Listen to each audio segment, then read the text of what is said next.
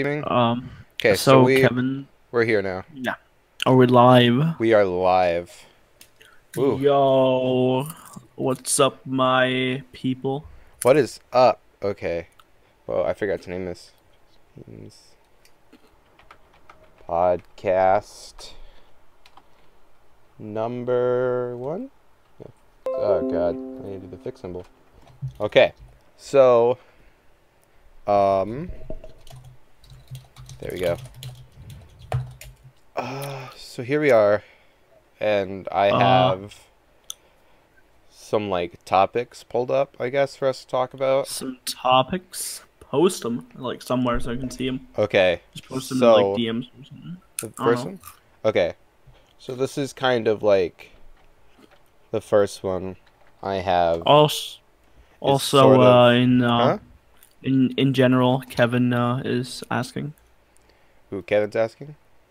Yeah, he's asking stuff. Oh, he's asking. Let's, Yeah, where we can see, oh where you can snap. see. Uh, Oh Let snap. me try and find it. Yeah, okay, Yeah. so, let me go grab the link.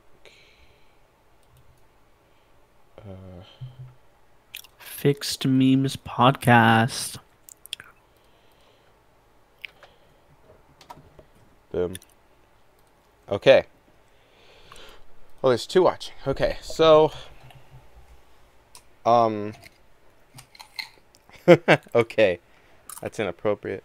So, the Very first topic is, I sort of just left it kind of vague, is just Bret in general. Bret.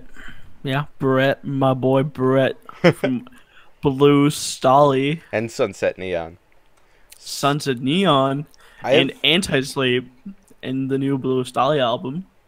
yes, that's basically what I wanted to talk about, is just, I've heard lots of people talking about the hype for anything, uh, Blue Bret Stahli. related. Not just Blue Yeah, Stahli, Sunset Neon, yeah, lots yeah. of Sons hype of for that. Neon too. I'm fucking excited for Sons of Neon. It's gonna be so good. It's gonna be, it's gonna be amazing, and I think, I, I've always, I've always preferred, I think, Cell Dweller for his like.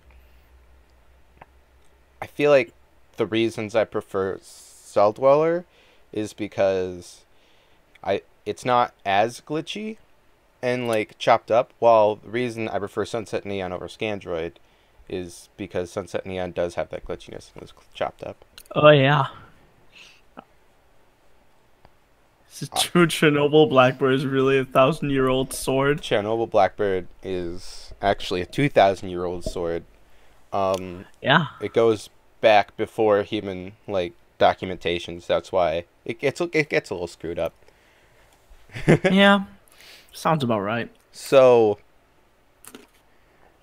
we have like, so I'm just really hyped for this. I think Bret, and I guess correct me if I'm wrong, but I thought I saw that Bret like sort of announced that he has completed the album or is at least close.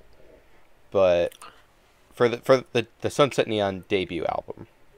Oh yeah, the Sunset Neon. I believe he said that it's almost done or that it's done. I'm not completely sure, but it's only close to being done. And I'm It fucking excited. I am also extremely excited. Thanks for the emoji, Kevin. It's Yeah, just, thanks for the emoji. I mean, at first when the Scandroid album really, I guess, started taking off, like when it first got announced and it was coming, um, I feel like a lot of people were initially scared that FiXT was gonna become this big Scandroid. Uh, Oh, like, you'll get the link. Okay. It was gonna become this big synthwave, uh, record label, and that's all it was ever gonna be. But yeah, I mean, I remember I that kind. with how it is now, with Scandroid being as insanely popular as it is now, and Sunset Neon coming and just blowing everyone away, It was. I, there's a lot of confidence, I think, that I personally have in the direction that it's going with, because it's not becoming all synthwave. We still have our regular stuff, and Yeah, like Offworld just came out. Offworld was amazing, but Offworld was great. also the synthwave stuff we are getting is beautiful. I love everything Sunset Neon's putting up. Rendezvous is amazing. I just want to like take a quick second to remind everyone that Friday the 13th of October, I believe, Clayton's cover of Thriller is coming out. I'm I heard so that. hyped. That's actually my birthday. Same. That's my birthday that's Yeah, coming out. it's your fucking birthday. The fucking Thriller cover is coming out. Kevin's teasing us in the chat. Yeah, Kevin's being a tease. Ooh. But like I'm way more hyped for the Thriller cover than I was for Shout. That might be because of the timing of it, but also Thriller was something that I'm aware of previous to the cover being announced. Like, I mean, I knew about Shout like since I was little. I knew But, I knew but, about like- Shout through Disturbed, and I thought it was a Yeah. Disturbed track to begin with. It wasn't until like one New Year's Eve they were playing through like all the most popular tracks, and it was that I learned that Shout 2000 by Disturbed was a cover of Shout by Tears for Fears. But I feel it. Yeah. I've had a long history of understanding and knowing about Thriller by Michael Jackson. Yeah, and- Thriller. I fucking love that song. We'll get some fixed emojis in here for you, Kevin. But Yeah, later on. Not right now though. we can't stop in the middle of the podcast. But Yeah. so, like, just imagining what a Scandroid cover of Thriller could possibly be, I think is the most exciting thing for me. I honestly can't wait. It's gonna be so good. It's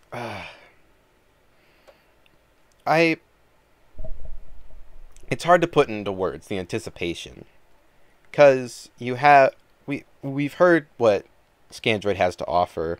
We've heard what he has to offer with covers, especially with Shout and the Force Yeah, theme. Shout was And- okay. Hand. Well, I'd say Shout was more than okay. I prefer the Scandroid cover more than the original. And I I love didn't Tears say for okay. Fears. Okay, hand. Oh, you didn't? You said okay hand? Oh, yes. It Yeah. is okay It hand. was great. It was and we have, so what we have for this album so far is we have Rendezvous. I'm sorry, we are way off track with talking about Monochrome because we're supposed to be talking about Bret, but I have no problem talking about Yeah, Monochrome. whatever. We have Rendezvous, which is amazing. Rendezvous Yeah, is Rendezvous so was far good. the best I have heard off of this new album. I mean, Then we got the Rendezvous is good, but I don't really like the style. But it's not a bad song. I love the It's style. just not my kind of thing. I disagree. I love the style. I mean, that's fair. I definitely love the more dance-based synthwave tracks. Like you can tell by the way I love Sunset Neon. Yeah. But I mean, I just really like Sunset Neon. I don't know why. There's just something about it that's completely rad. I guess when And yes, I have to use the word rad to describe it because I mean, I it's think just it's rad. accurate understanding what Yeah. kind of music it is and how it's being, how Bret himself is sort of showing it off. He's like, this is rad. But, okay, so I was going back to my skepticalness of this. I was really skeptical of Bret making pop music. I don't know why. Like he nailed it with the anti-sleep stuff, but making pop music like we saw with "Got You" was something Yeah. I was skeptical of. But the second I heard "Got You," I was sold. It's probably my favorite dance track of all time.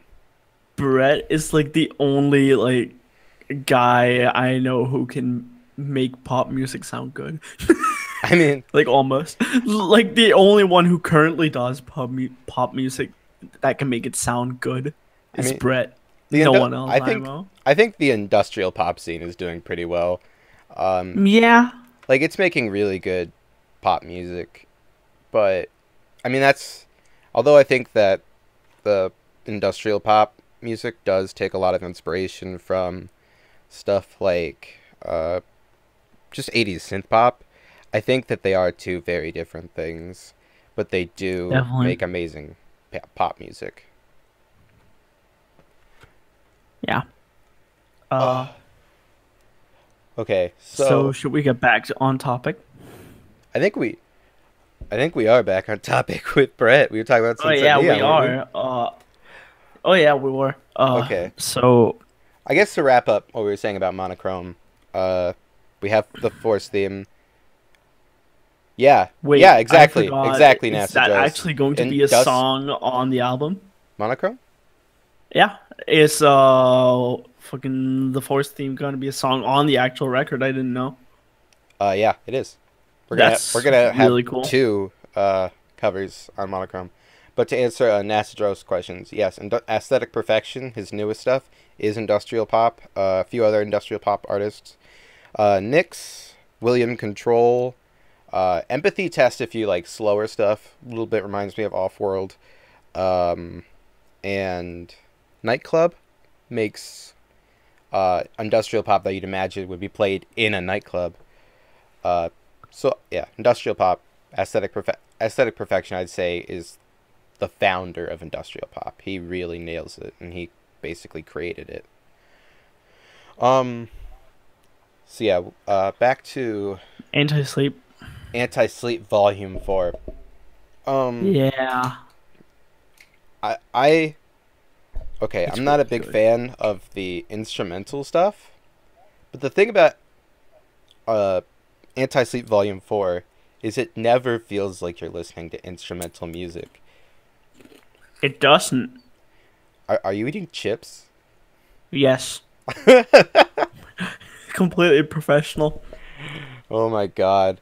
But yeah, it never feel I think he does a really good job of using vocal samples just to make amazing instrumental music that doesn't give you that sort of feeling of instrumental music. And while I do say I'm not a big fan of it, I do listen to, the anti-sleep stuff, the soundtrack Oh for yeah. Voice in My Head. I don't know. I like Anti-Sleep more than soundtrack from the Voices in My Head personally, but yeah. Uh, you know, I don't know if I can decide. I think for me, they're two separate vibes.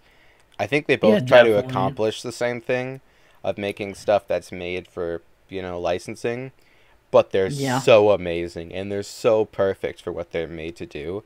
But I feel like soundtrack for the Voice in My Head just does one thing and Anti-Sleep does a complete other thing. definitely. And as far as Anti-Sleep goes, Anti-Sleep Volume 3 used to be my favorite. I loved that album to death. I listened to it. I'm going to be listening to it uh, a lot coming up because I listened to Anti-Sleep Volume 3 as sort of my hype for Halloween because I feel like it gets really good into that vibe. And that was my favorite because of that. But now, Anti-Sleep Volume 4 just blew me away. I remember back when we just had Volume 1 and I heard the original Sunset Neon track, and that, I think. Wait, volume one? Don't you mean chapter Oh, one? Chapter 1, I'm so sorry. Uh, I remember listening to Sunset Neon and I was immediately blown away. Like, Yeah. it was so good. And I really wish I took the time to explore the rest of the time, like the rest of the tracks on that album, especially considering how much I love that one. Uh, because I'm listening to it now. Like, I remember, I think Red Carpet Rush came out before the official release, It and did, kinda. yeah, kinda. It was, oh my god, I already loved Sunset Neon, but hearing something that's going to be coming out fresh, Red Carpet Rush, it, I feel like if you listen, there's a lot of songs where you see the name and then you listen to the music and you're like, it didn't have the vibe that I was expecting from that name. And Red Carpet Rush did.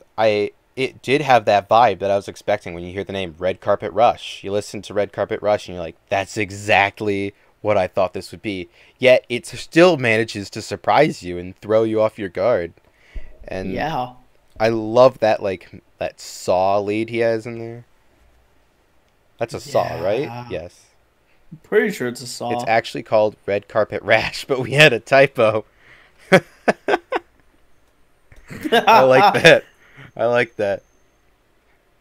He says he's joking. Joking. He says he's joking, but I don't believe it. Sadly, I wish he wasn't, and I think he isn't. He's just a He's liar. just trying to cover it up because he gave us too much information. His job is at risk at this point. He gave us Yeah, he gave us he the Red doesn't want to Carpet get Rash fired. info. That's He doesn't want to get fired. all it is. Okay. So I mean, do you have anything you have to say about it? Ooh, we actually have a top Not 5 here from really. Nassadros. He has Regret, Ooh. Future Proof. Future Proof is another good one. I love that one. Yeah, Future Proof is good. High Heeled Low Life, good one. Red Carpet Rush. Yes. Red Carpet Rush. Probably my favorite off of the album. And That Car Chase, Club Action. Car Chase Club Action. That's another one that you read it and you're like, there's no way he could pull this off. There's no way he can make a song that perfectly encapsulates the name Red Carpet Car Chase Club Action. And he does.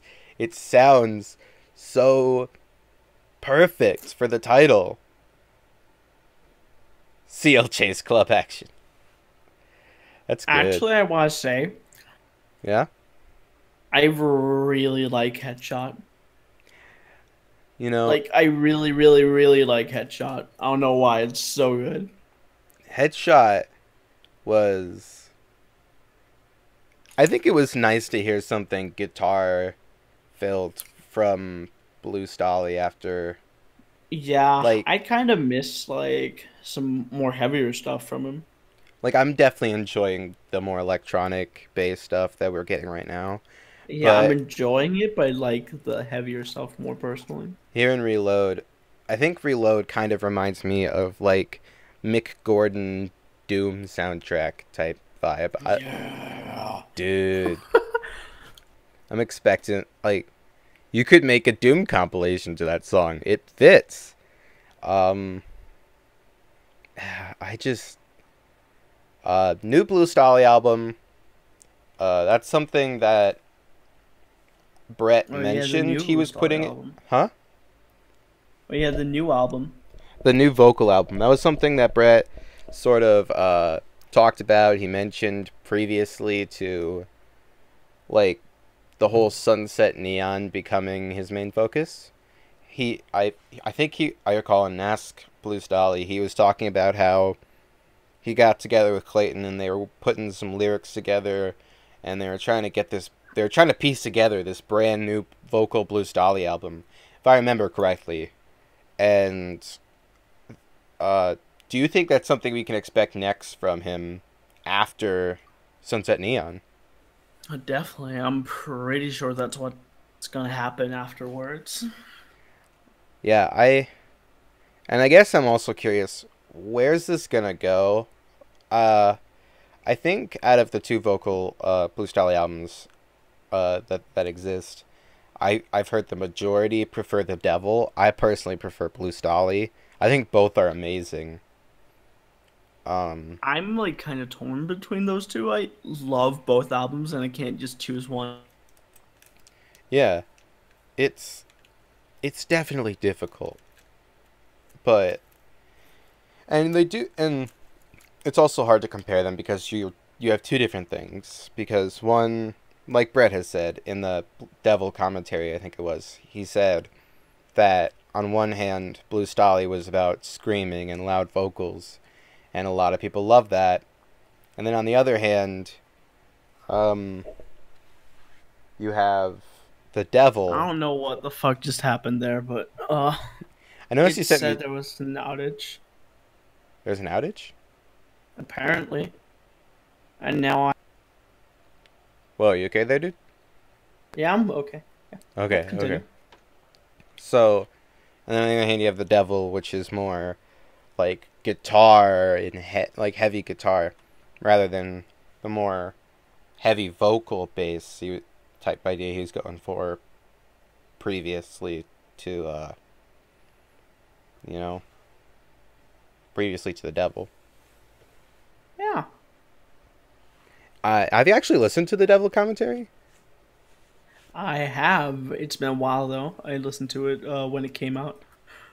I didn't listen to it quite when it came out. I listened to it a while later, but it was definitely it was it was a lot of fun to listen to hear his ideas behind these certain tracks, and like how he chose things certain ways, because like the reception he got to like Anti-Sleep, where people were like, oh, where'd the guitars go? And he was like, he wanted to put the guitars up front and show like what they're about and all that.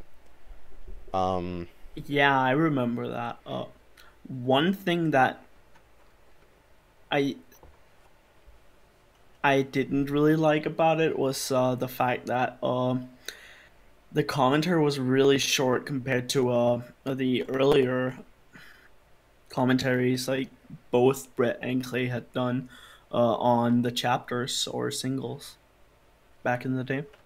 I I I I wasn't fortunate enough to hear that commentary. Oh, you That haven't heard those? Some of No, them are on YouTube, I believe. You should go listen to them. They're I'll really have good. to go do that. I'm super Yeah, they're really good. dude. Okay, I don't mean to offend you all with my dude saying this, because that would hurt my ears. So uh, woo. I when I listened to the commentary for "It's Not Over Till We Say So," just hearing him break it down and talk about the multi-genre aspects of it, it was crazy, because you hear all these artists talking about how their music is multi-genre and how they're influenced by all these different things, but you never. That was my first time actually hearing what where the genres he was getting inspiration from and where they were being placed within his track. I remember him saying how the opening was like glitch hop, and that's when I was introduced to the genre of glitch hop, which I'm currently a big fan of, and I've tried, you know, making glitch hop to no success, but I think it's very interesting. I think it's very fun to listen to. Yeah, definitely. Uh, but I'm definitely excited for the new Blue Stahli album. I would love it. Where do you think is the next place that Bret goes? He's done his loud screaming, he's done his heavy guitars. What do you think is Blue Stahli 3 going to be all about? Uh, and that's actually a really hard one. I'm thinking definitely something heavier than definitely something heavier. Yeah, Heavier? but no, heavier, something more heavy. Yeah. And I'm thinking it's gonna be possibly a little bit less melodic than the Devil, but not as screamy as the debut. Huh.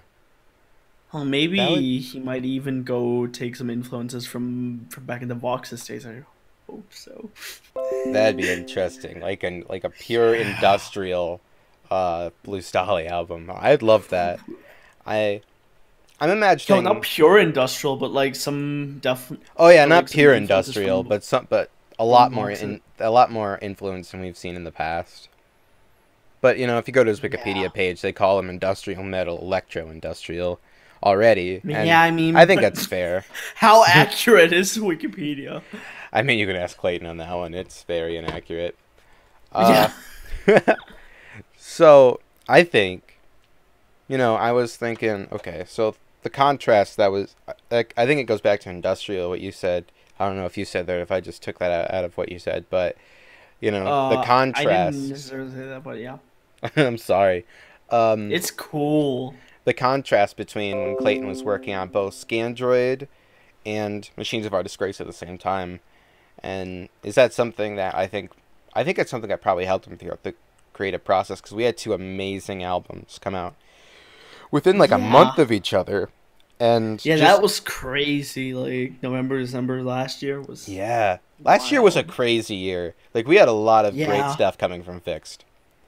Yeah, we definitely did. Like they started the year off with like re-releases of all the Circle of Dust stuff, It, and then like whole new Circle of Dust album. Like wow, and then like the Scandroid album too, which was just like I when the album came out, I wasn't really a fan of a lot of the songs on the actual album. Like I love the singles, but when it came out, I didn't really like the actual songs. But some of them really grew on me, especially songs like "Awakening with You." I had a very similar experience. I at first wasn't a big fan of the album in general, but I think it was because I was very inexperienced with listening to synthwave. And after a while, I listened to it, and it really grew on me, and it's one of my favorite albums of all time at this point. Like it, once it, It's really good. you just gotta sit down and listen to it, and you're like, this, like, you really gotta appreciate it. Like, just go into it. I think that helps a lot. But listening to the contrast, I think that's something that maybe Bret might want to take advantage of. Is he spent all this time making Sunset Neon, and would he want to go in that opposite direction with Blue Stahli immediately jumping off? Does he want to go something a little bit heavier, maybe a little bit more distorted, maybe something a little more metal and less dance pop music? Or would he want to chase something with Blue Stahli that was a little bit more Sunset Neon in a way, where it is more accessible to people who like pop music and aren't big fans of metal? Or maybe he'll just go make dubstep, you know? You never know. You never know Who with him. knows? I mean, if Brett made dubstep, it would probably be the best dubstep ever made. I it would be good. It would be better than like 90% Kevin's of all dubstep. Kevin's doing he's hyping us up for probably nothing. Soon, yeah, probably nothing. Uh, um I think we've been through all of like the main topics now. I don't know. the funny thing is I had like four main topics set up, and like they were Bret. I want to talk about the distracted boyfriend meme for a little bit because I think that's a funny Yeah, story. And then I wanted to discuss something that was kind of based off of what Jack Whittaker posted on the FiXT terminal earlier today about what's coming up. I What's coming up I for haven't FiXT? seen that actually. I need to check that real quick. Give I've me a been second. I've been getting notifications for that like a lot. You know, Aaron and him have been talking a lot on there, and Oh yeah, I see. I just open it. so and then I also just want to talk about our favorite sodas for a little bit because I figured that we wouldn't take this long talking about Bret, but it's a big topic. Um, so yeah, I guess we have about 2 minutes left. Does anyone have any questions that they would like answered, or should we talk a little bit about one of these other topics? Let's just talk about some of the topics Okay, until we get some questions in. okay. So feel free to One post your second. questions if you Kevin's have any. typing. Yeah. Okay, this might take a while. Um. I mean, so what do you think the question Ooh, could be? we got Red Ooh. Lesia typing in here, so you know. Ye Will Chernobyl Blackbird return as industrial synth pop dance? Thanks, Lesia. Blackbird Chernobyl, it says. um, yeah. Chernobyl Blackbird will not be returning. It's I mean, who knows? But I think I'm gonna go with something else. I'm going with Dawnbreaker, which is probably gonna be like industrial pop, maybe, I don't know. But Yeah, something like that. uh, Who knows? let's talk about not brand new, only last year, so not completely versed on history. Oh, when are we gonna play PUBG? Lassie, do you play PUBG? I don't have PUBG at the moment, but I might get at some point when I have like money I don't know what to spend on. Well, you know the state of my computer. I tried running PUBG previously, Oh and yeah. uh, I feel bad for your computer. it didn't go well. Um, so the distracted boyfriend meme, I think, is something I just want to briefly talk about because I think the concept of dead memes is something that's always weird because when something is funny, you always think it's gonna be funny. Like Harambe, for example, that meme lasted a while, and I It got lasted a while, but like, it got so worn out, and yeah, I thought Harambe was gonna be a thing forever, and maybe that was me being oblivious or something, but I was blown away when people started making memes about Harambe being dead. So this distracted boyfriend meme was the first meme that I ever made for FiXT memes. And it got, like 5 likes, but for me that was like, whoa, that's insane. I'm like a meme star or whatever you call it. yeah, Um, whatever you call it. and so, I mean, yeah, isn't the yeah, Red. fixed memes page at like 140 likes soon or something? Do you think FiXT memes is gonna hit 140 likes soon? Is that what you're Soon, asking? yeah, but like, I think I'm really hoping it continues to grow, but a lot of people have pointed out in my comments that I think is a very valid point. There's kind of a niche market as far as, okay, you got to have people that are into FiXT, and I guess you could say people who are just into like Clayton or Bret in general could get something out of it, but yeah, I really don't want it to be just about those two. Um, yeah. I mean, do you know what we need? what? We need some seamless R memes. I don't know a lot about the guy, so it's really hard to make memes about him. Uh, Yeah, that's true. so I'm gonna address your topic, Nasdras, in a second. I think I just want to wrap up this whole idea of dead memes. Uh, Yeah.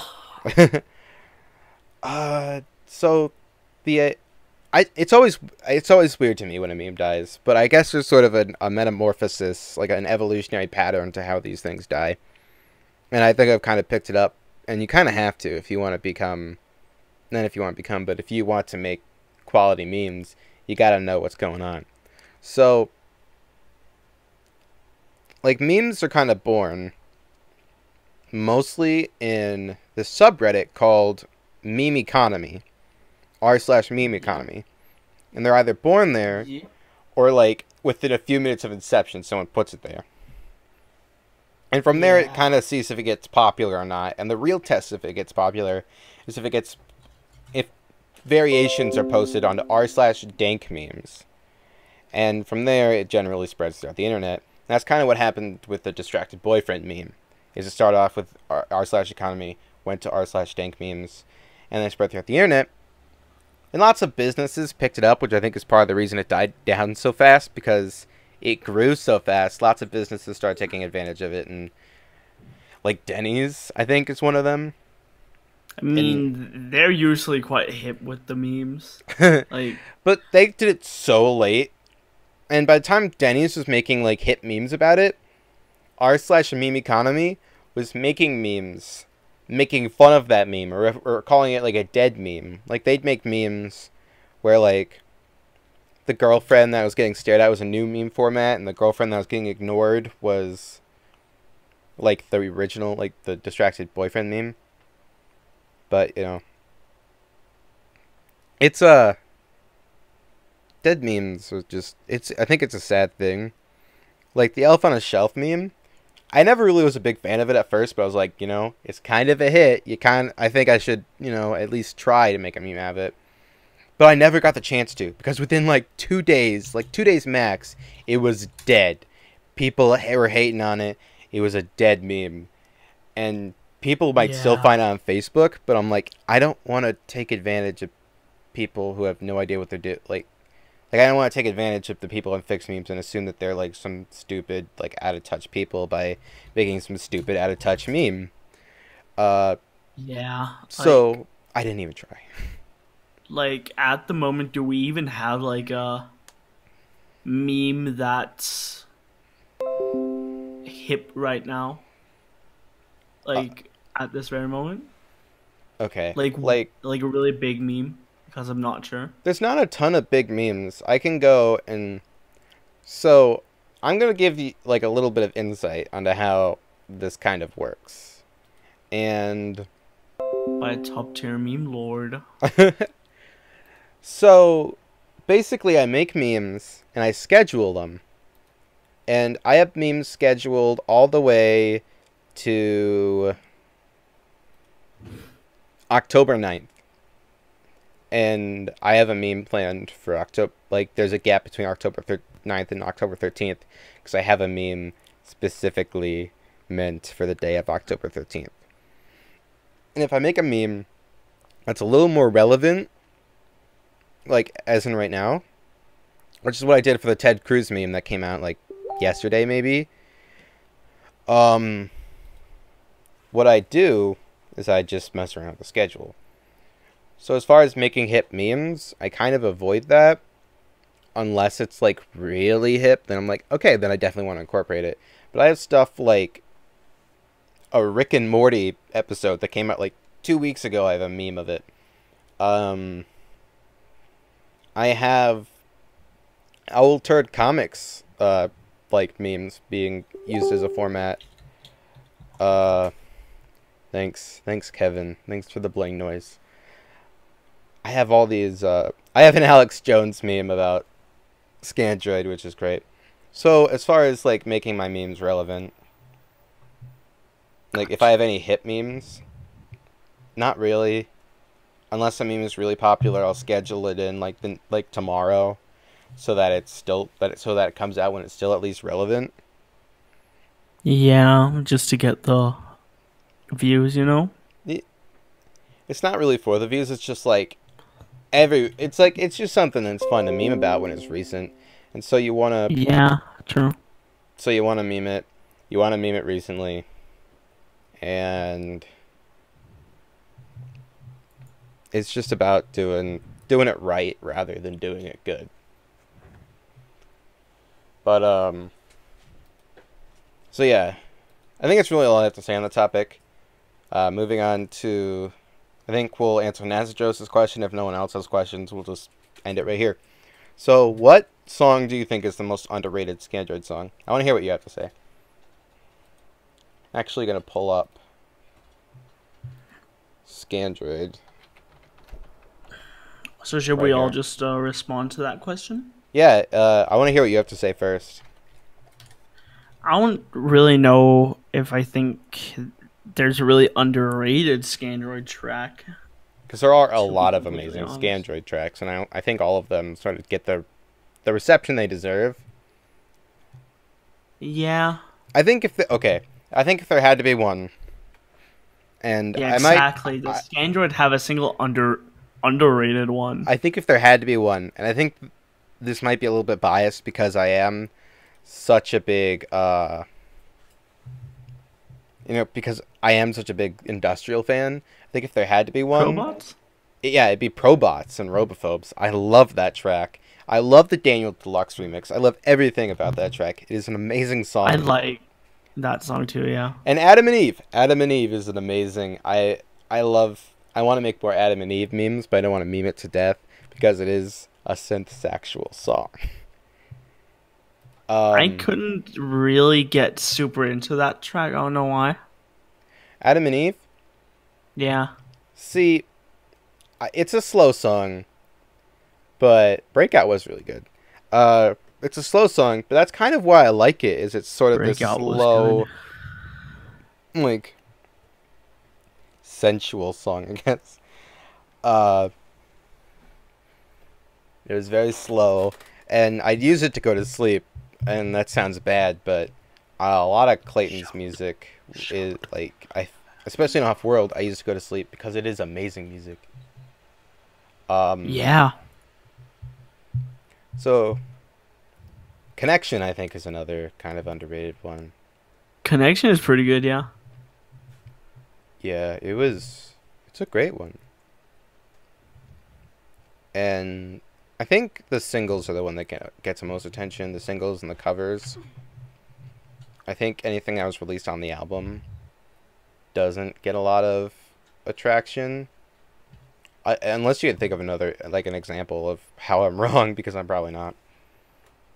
I think my favorite off of the debut Scandroid album is either Data Stream uh, or Awakening with You. I gotta. What is happening? I really like Awakening with You. Awakening with You is a And great Data one. Stream. Huh? And Data Stream too. I love Data Stream. Data Stream. I think my favorite, what I think is probably Rendezvous. Rendezvous is good. But I feel like that gets the love it deserves. It's not a very underrated track. I don't think it's overrated. I think I think it's found itself. Especially, I mean, if you look at the Scandroid, the instrumental does pretty well for itself. It does. It looks like it's doing way better than the like. Yeah, it says the the Rendezvous instrumental is number 4 in the top 10 most listened to Scandroid songs. And you don't know how accurate that is. I think it definitely bumps up the more recent tracks. But if you look, Rendezvous isn't even on here at all. Yeah, like it makes no sense why the instrumental of Rendezvous has way more plays than the vocal version. If you think about the synthwave community, it makes a lot of sense. They do tend to prefer instrumental music. And I know that there's a few Spotify playlists like a few synthwave Spotify playlists that only take yeah, that's what I thought. It's not exactly entirely based off of how many plays. But I know like there are a few Spotify playlists that only take instrumental tracks. Not all the time. What is he referring to, the top 10 or the yeah, I think Spotify he's referring playlist? to top 10. Yeah. I Cuz mean, Shapeshifter's number 1 on Soul Dweller. yeah. And Switchback is number 2. God. I'm kind of surprised that Shapeshifter took over Switchback, actually. I mean, on one hand, I am... Ooh. That's weird. Cellular Exploration's got a new picture. I am very shocked that Shapeshifter beat out Switchback, but like Kevin said, the most recent stuff about that, how it probably considers that into its algorithm, I think he says that it absolutely does, which makes sense. Shapeshifter came out like 10 years. Shapeshifter came out on Spotify 10 years after Switchback. And I think it definitely helps that Shapeshifter is only located in one album. Oh, God. Clayton has and so that, many. Shapeshifter. You can only find Shapeshifter in the 10th Anniversary Edition. While Switchback you can find in the 10th Anniversary Edition and the 2003 edition. And the 2003 edition. And I don't know how, because I know with Level, Home, the original release, and the release for the home remixes, they're basically the same. Spotify considers them to be the same track. Like if you're listening to it off of the Denial album, it'll show you the album art for the remix album, which is something I've experienced. And so, they consider it to be the same track. I don't know if they do that with Switchback. They do. They do it. Oh yeah, because of the playlist. Yes, because of Need for Speed Most Wanted. It makes sense. I think a lot of the stuff that ends up on playlists is obviously going to get really popular. I think that's why there is this big a move for playlists with Spotify, and why Spotify is making fake artists to put on playlists so that actual artists would receive less royalties. It is a hot track. On top of, I do prefer Switchback, but Shapeshifter is amazing. It does not surprise me. Shapeshifter's great, but yes, Switchback is better. It doesn't surprise me that it got beat out. Just to answer your question, I guess. So I guess I'll just read what Nazadros has to say, and I think we'll call it off there. Awakening with You and Data Stream is like the most normie fave picks. Lamau. He's calling you out, dude. He's calling you out. Fucking wow. They are really good, though, he says. But they're so much good, attention. I was like, but Connection. Yeah, like, I like Connection, but like, I don't know. And, you know,